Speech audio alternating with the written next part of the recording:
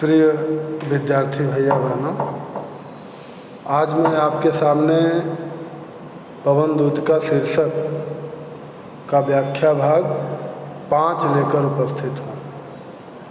इसके पहले के 4 वीडियो भेजे जा चुके हैं और ऐसा आप लोगों से उम्मीद है कि आप लोगों ने उन वीडियोज़ को देखा होगा, समझा होगा। चलिए आज का वीडियो प्रारंभ करते। तेरे में है न यह गुण जो तू व्यथाएं सुनाए, व्यापारों को प्रखर मति और युक्तियों से चलाना। बैठे जो हों निज सदन में मेघ सी कांति वाले, तो चित्रों को इस भवन के ध्यान से देख जाना। आगे फिर राधिका पवन को समझाती हुई कह रही है कि तेरे में है न यह गुण जो तू व्यथाएं सुनाए, कि भाई तुम्हारे अंदर यह गुण तो है नहीं कि तुम जा कर के उनके सामने खड़ी होकर मेरी जो व्यथाएं हैं, मेरे जो कष्ट हैं, वह तुम सुना सकोगी, क्योंकि वो सुनाने की क्षमता तो केवल मनुष्य के अंदर है और तुम मानव हो नहीं। तो इस कारण से तुमको तुम्हारे अंदर किसी की व्यथा को सुनाने का गुण तो हो ही नहीं सकता। तो फिर किस प्रकार से वहाँ जाकर मेरे दुखों को श्री कृष्ण से बताना है। आगे फिर कह रही है कि व्यापारों को प्रखर मति और युक्तियों से चलाना। व्यापारों का तात्पर्य यहाँ पे अपने क्रिया व्यापार यानी अपने व्यवहार को, अपने क्रियाकलापों को किस प्रकार से प्रखर मति, प्रखर यानी तेज, तीक्ष्ण, मति मतलब बुद्धि, और युक्तियों, युक्ति मतलब उपाय। तो अपनी तीव्र बुद्धि और युक्तियों से, उपायों से अपने कार्य व्यवहारों को तुम करना, क्योंकि तुम बोल के तो कह नहीं सकती। तो जब बोल के नहीं कह सकती तो किस प्रकार के उपाय करें कि हमारी बात श्री कृष्ण तक पहुंच जाए। जैसे बहुत से ऐसी बातें होती हैं ना कि हम एक दूसरे से मुंह से नहीं कह पाते, लेकिन उनको किसी विशेष प्रकार के संकेतों से, विशेष प्रकार की वस्तुओं को इधर उधर हिला डुला करके हम जिस तक अपनी बात पहुंचाना चाहते हैं पहुंचा देते हैं। तो कुछ उसी प्रकार का भाव यहाँ भी है कि अपने क्रियाकलापों को तुम अपनी तीव्र बुद्धि और अपने उपायों से इस प्रकार से चलाना कि बैठे जो हों निज सदन में मेघ सी कांति वाले। निज सदन, सदन मतलब घर, मेघ सी यानी बादलों के समान, कांति यानी चमक। अगर श्री कृष्ण अपने घर में, निज सदन में, अपने घर में मेघ सी कांति वाले, कि बादलों के समान कांति वाले श्री कृष्ण अपने घर में कहीं बैठे हों, तो चित्रों को इस भवन के ध्यान से देख जाना। तो जिस भवन में बैठे होंगे तो स्वाभाविक है कि उस भवन में कुछ चित्र लगे होंगे। तो उस भवन में जो लगे हुए चित्र हैं, उन चित्रों को तुम ध्यान से देखना, और ध्यान से देखने के बाद जो चित्रों में विरह विधुरा का मिले चित्र कोई, तो जाके निकट उसको भाव से यूं हिलाना। तो जिस भवन में वो बैठे होंगे उस भवन में कुछ चित्र लगे होंगे, तो उन्हीं चित्रों में से कोई ऐसा चित्र जो विरह विधुरा का, अर्थात कोई स्त्री जो विरह में दुखी है, उसका भी अगर कोई चित्र वहाँ लगा होगा, तो अगर तुमको वह विरह विधुरा अर्थात विरह से दुखी स्त्री का चित्र अगर मिल जाए,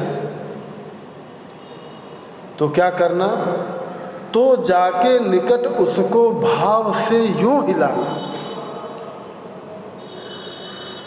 तो भाई तुम्हारे अंदर चित्रों को हिलाने का गुण तो है, तुम उसको अपनी हवा के झोंकों से इधर उधर हिला सकती हो। तो जाके निकट उसको भाव से यूं हिलाना, तो उस चित्र के निकट जा करके उसको इस प्रकार से हिलाना, इस भाव से हिलाना कि प्यारे होके चकित जिससे चित्र की ओर देखे, कि प्यारे श्री कृष्ण जिससे चकित होकर के चित्र की ओर देखे, कि वह उसी चित्र की ओर, किस चित्र की ओर, विरह विधुरा यानी विरह से व्याकुल या विरह से दुखी जो स्त्री है, उसी चित्र की ओर उनकी नज़र पड़े, उसी चित्र को वो देखें। इस प्रकार से तुम हिलाना। आशा है यो सूरत उनको हो सकेगी हमारी। तो सूरत मतलब क्या, याद। तो आशा है कि इस प्रकार जब तुम चित्र को हिलाओगी तो शायद उस विरह से दुखी स्त्री का चित्र देखकर आशा है कि शायद उनको हमारी याद, सूरत मतलब याद, हमारी उनको आ जाए। अगर इतने से भी काम नहीं बनता है, ये चित्र हिलाए तो काम नहीं बना विरह विधुरा वाले से, तो फिर आगे क्या करना है उसको भी राधा बता रही है कि जो कोई भी इस सदन में चित्र उद्यान का हो, औ हो प्राणी विपुल उसमें घूमते बावले से, तो जाके सन्निकट उसके औ हिला के उसे भी देवात्मा को सुरत ब्रज के व्याकुलों की कराना। तो अगर चित्र को हिलाने से, विरह विधुरा वाले चित्र को हिलाने से अगर काम नहीं चलता है तो कोई बात नहीं। जो कोई भी इस सदन में चित्र उद्यान का, तो भाई चूंकि राजा हैं तो इस कारण से वहाँ चित्रों की कमी नहीं होगी। तो अगर उस भवन में, कौन से भवन में, जिस भवन में वो बैठे हैं, उसमें अगर कहीं तुमको उद्यान का चित्र यानी बगीचे का चित्र अगर दिख जाए, औ हो प्राणी विपुल उसमें घूमते बावले से, और उस उद्यान के चित्र में, उस बगीचे के चित्र में प्राणी विपुल, बहुत से प्राणी,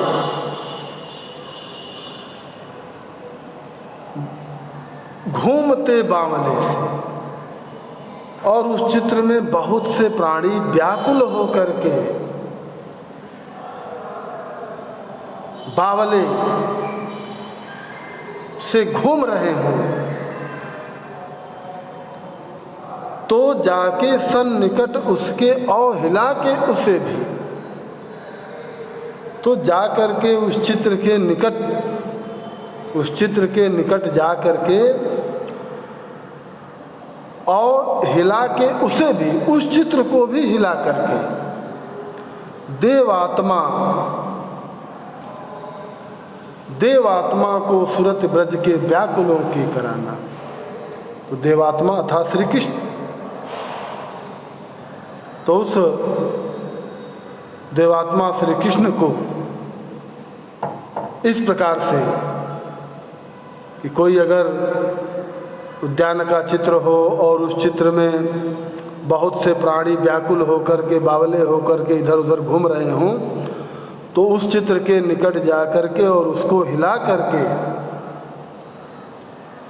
श्री कृष्ण को सुरत यानी याद ब्रज के व्याकुलों की कराना।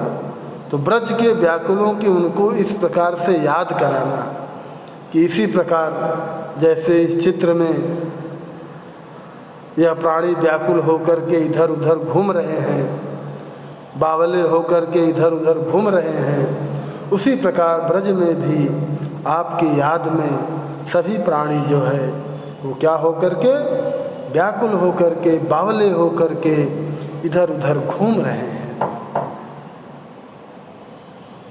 कोई प्यारा कुसुम कुमला गेह में जो पड़ा हो, तो प्यारे के चरण पर ला डाल देना उसी को,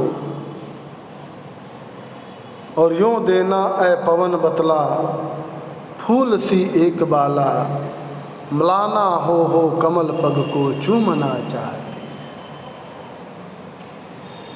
और कोई प्यारा कुसुम, किस प्रकार का कुम्हलाया हुआ, कोई प्यारा सा कुम्हलाया हुआ फूल गेह में जो पड़ा हो, यानी घर में, उस घर में जिस घर में श्री कृष्ण हैं, तो उस घर में अगर कोई प्यारा कुम्हलाया हुआ कुसुम पड़ा हो तो क्या करना उसको, तो प्यारे के चरण पर ला डाल देना उसी को। तो प्यारे के चरण, प्यारे अर्थात श्री कृष्ण, तो तुम्हारे अंदर यह गुण है कि तुम उसको हवा के झोंकों से उठा करके ला सकती हो। तो प्यारे श्री कृष्ण के चरण पर ला करके उस पुष्प को डाल देना, और यूं देना ऐ पवन बतला, कि इस प्रकार है पवन, उनसे तुम बतला देना कि फूल सी एक बाला, कि इसी फूल के समान एक बाला, मलाना हो कमल पग को चूमना चाहती। कि जिस प्रकार यह सुंदर पुष्प है, तो उसी सुंदर पुष्प के समान एक बाला, किस प्रकार की मलाना हो यानी मलिन होकर, यानी यूँ कह लें कि मुरझाई हुई, यहाँ जो तात्पर्य है वो दुखित होने से है, कि इसी सुंदर पुष्प के समान एक बाला, एक स्त्री अर्थात राधा, कहने का तात्पर्य मलाना हो यानी दुखी हो करके, मलिन हो करके कमल पग को चूमना चाहती है, आपके कमल रूपी चरणों को क्या करना चाहती है, चूमना चाहती है। तो इस प्रकार के अनेक उपाय करके श्री कृष्ण तक अपना संदेशा पहुंचाने का प्रयास राधिका पवन के माध्यम से कर रही हैं, की हैं इस पद्यांश में। अब चलिए इससे संबंधित कुछ प्रश्नों को भी देख लेते हैं। तो पाठ और कवि का नाम, पहला प्रश्न, पाठ और कवि का नाम, वो तो आपको पता ही है। रेखांकित अंश की व्याख्या करनी नहीं है, सभी संपूर्ण की व्याख्या करनी है।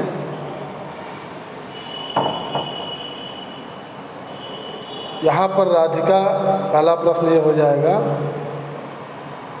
कि राधिका पवन से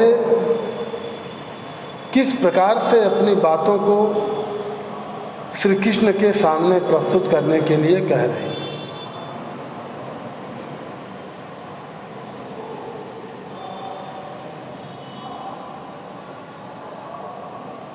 अगला प्रश्न हो कि ब्रज के व्याकुलों की याद दिलाने के लिए राधा ने पवन से क्या कहा। प्रश्न एक बार फिर से कि ब्रज के व्याकुलों की याद दिलाने के लिए राधा ने पवन से क्या कहा।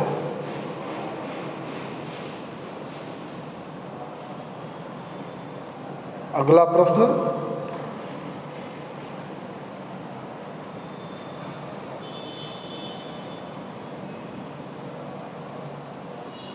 कि श्री कृष्ण को क्या देखकर, नहीं, श्री कृष्ण को क्या दिखाकर राधिका अपनी याद दिलाना चाहती है? ये प्रश्न हो गए, इनके उत्तर आप लिखेंगे। आज की व्याख्या के लिए बस इतना ही।